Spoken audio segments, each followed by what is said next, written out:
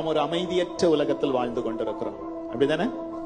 ஒரு அமைதியற்ற உலகத்தில் வாழ்ந்து கொண்டிருக்கிறோம். நம்ம வாழ்ந்து கொண்டிருந்த உலகத்துல எல்லாம் சுகமாக, நன்மையாக, நேர்த்தியாய் நடந்து கொண்டிருக்கிறதா? இல்லை, இல்லையா? ஒரு குழப்பமாகவும் தாறுமாறாகவும் பல காரியங்கள் நடந்து கொண்டிருக்கிறது. நம்முடைய தேசத்தில் நிகழக்கூடிய சம்பவங்கள், உலகத்தில் நடக்கக்கூடிய காரியங்களை கேட்கும் போது நம்ம எல்லாரும் குழம்பி போகிறோம். நம்முடைய மனங்கள் வேதனையால் என்ன செய்கிறது? நிறைந்திருக்கிறது. அப்படித்தானே? பல செய்திகளை கேள்விப்படுகிறோம்.